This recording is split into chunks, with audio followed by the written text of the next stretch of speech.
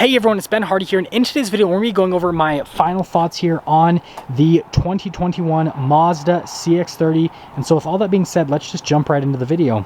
Well, first off, let's take a quick walk around with the CX-30. So I absolutely love the lighting on the CX-30. You've got these full LED lights that look absolutely fantastic, super bright at night, and I love the turn signals down below too. Just really cool in terms of the aesthetic. But yeah, they did a really good job with the lights. They also did a really good job with integrating the sensor there and how it's also the Mazda logo. A lot of car manufacturers do that nowadays. Mazda's no different, but it definitely lends to a clean looking front end overall. Absolutely love the paint color on this car. It just looks perfect. And then aside from that, something that I've been thinking about the whole time I've been reviewing this car is the plastic molding, because I've just seen so many comments about people complaining about the plastic molding, and I've pretty much devised my final opinion on it. I love it. Here's why I love it. I think it creates nice contrast with the car, because if this was all body painted, like, don't get me wrong, again, I love this paint color, but then you would just have this sea of the polymetal metallic, and then you'd have a little bit of chrome accenting, but it would just pretty much be all polymetal metallic. And I don't know, I like contrast. I like how things are broken up. And then the other big benefit is me taking this off-road. I mean, I will admit there were a couple times where the car just slightly bottomed out, and guess what? It just hit plastic, so it's completely fine. Didn't scrape off any paint or anything like that. Because again, I think if this was all painted at the bottom, then yeah, that wouldn't have exactly been a fun time for me. So the fact that it's plastic is great. It's gonna hold up a lot better over time. And then if you do damage these parts, these are gonna be a lot cheaper to replace, a lot easier to replace.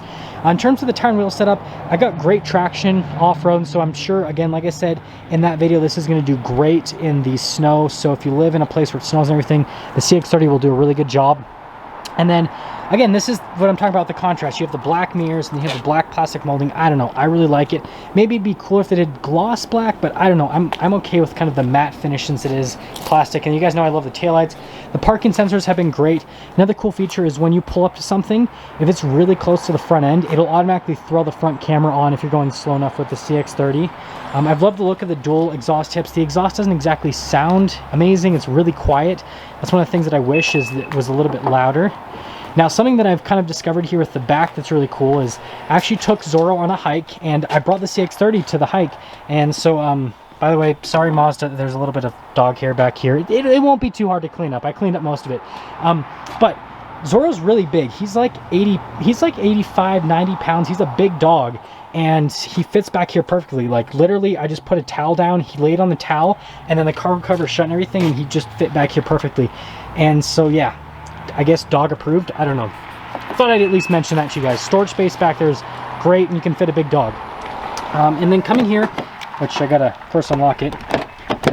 Coming here to the back seats, something that I saw some people mention is that there wasn't a ton of space back there, but I've sat back here a couple of times and it really isn't that bad. I'm about 5'11", and so yeah, I just think it's a nice place to be overall. And then coming to the front, let's get into the front area. So we'll obviously talk about the driving dynamics when we take it out to drive it, but we'll start it up first and foremost. I love the starting animation. If you guys haven't seen it, and it'll beep at us a bunch because I don't have my seatbelt on, even though we're not moving, which is kind of, like, it does that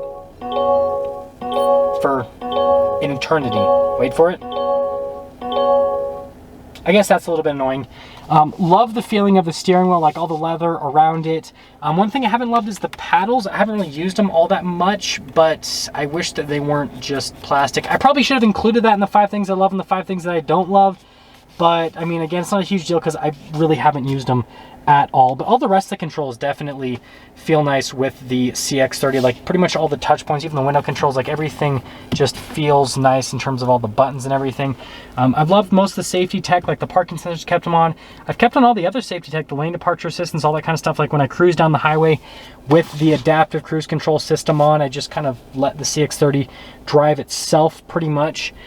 Overall, definitely like the look of the gauge cluster. Sorry about the dust from off-roading. That's kind of my bad. But yeah, I think the gauge cluster looks really cool.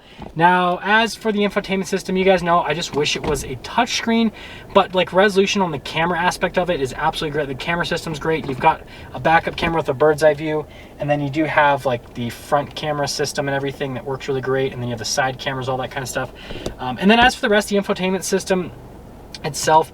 It's easy enough to use with the shortcut buttons, but again, it would be cool if it was a touchscreen. And then as for the sound system, it's really good actually. So again, I can't play music because of copyright infringement issues, and I know some people tell me to do copyright-free music, but people change whether or not something is copyright all the time, and so yeah, I don't even want to worry about it. The Bose sound system does a really good job, has decent bass. I mean, it's a pretty good sound system. It's a small vehicle, so you don't really need a crazy sound system. And then I love like touches like this where, I mean, it's just a glove box, but it's still a nice metallic piece that you grab on to open it up.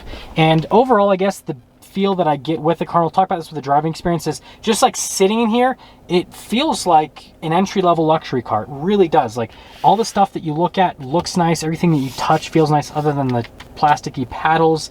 But yeah, overall definitely has that luxury car feel, and it's definitely not luxury car price. But let's take it out and drive it. So let's get into summing things up here with the CX-30 and my final impressions from a driving perspective. So first off, it's got to be able to do entry-level luxury SUV things.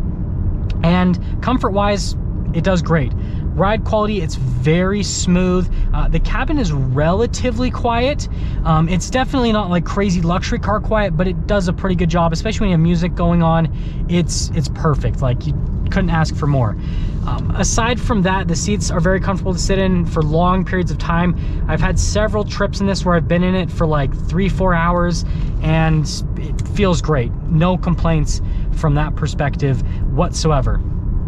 Aside from the comfort side of things, on the sporty side of things, it does a really good job. It's got great handling characteristics.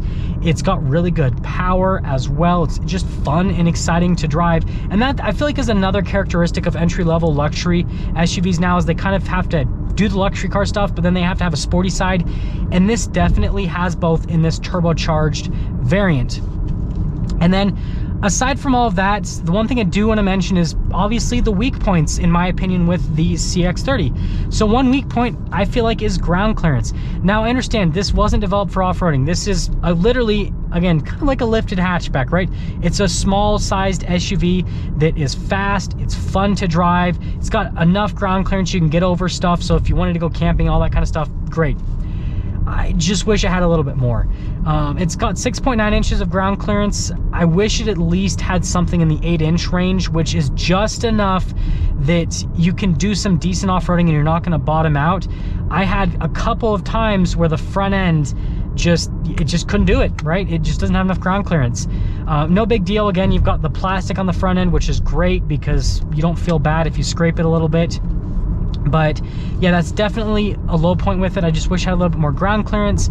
And then on top of that, with the suspension, now this is something that is super nitpicky, and I have yet to drive an SUV in the segment that fixes this. So this isn't just the CX-30. This one is every SUV in the segment. And it's the suspension's great on smooth pavement, but is the second that you get on uneven pavement, it doesn't really do a great job. Like, when you go over little stuff like these manhole covers and everything, great. But like potholes and stuff, like, you feel it. Like, you really feel it. And so again, that's kind of another weak point, but it's not necessarily a low point for the CX-30 because every single SUV in the segment, they all do the same exact thing. They get upset when you go over stuff like that. And so yeah, I mean, it is what it is. I'm just saying this because I'm hoping that car manufacturers will kind of improve the shocks and suspension on SUVs in the segment, because especially, I feel like they're kind of saying that these are kind of fun adventure SUVs. And if you're going to be a fun adventure SUV, you need to have good ground clearance, in my opinion, and you need to be able to go over a bump without the vehicle getting super upset. So let's kind of bring this all together and make the conclusion of whether or not you should buy this. The answer is yes. Now, what type of buyer should actually buy the CX-30? So if you're looking for something that gives you entry-level luxury car experience with entry-level luxury car performance and looks and interior quality, then that is where I think the CX-30 sits. So if you're thinking about buying, like, I don't know, like a BMW X1 or X3 or an Audi Q3, something like that, right? They're lower of the line, kind of entry-level luxury SUVs. you kind of want that experience, but you don't want to pay Audi money or BMW money. Like, you don't want to pay that kind of money, but you want that experience. Then the CX-30 gives that at a much cheaper price point. And I would even say, driving those compared to this, I actually prefer how this drives. I actually prefer the driving dynamics. I feel like it handles a little bit better. I feel like it accelerates, especially compared to like a BMW X1. I feel like this is like a rocket ship compared to that. And so it's like you get, in my opinion, better performance, like a more exciting vehicle to drive, and you get an interior that's just as nice, if not nicer, and you just get that overall luxury car feel, again, at a much more reasonable price point. Like, a lot of those SUVs, their starting price is what this is fully loaded. And so, yeah, if that's what you're looking for, I think it's a great vehicle. And yes, obviously it would do great in the snow, judging by our off-road video. I just, again, wish it had more ground clearance, but you can do camping and stuff like that. You just can't, you know, some trails you just might not be able to do just because of the ground clearance. But, you know, maybe that means that someone needs to buy one of these and lift it and everything. That would be pretty cool.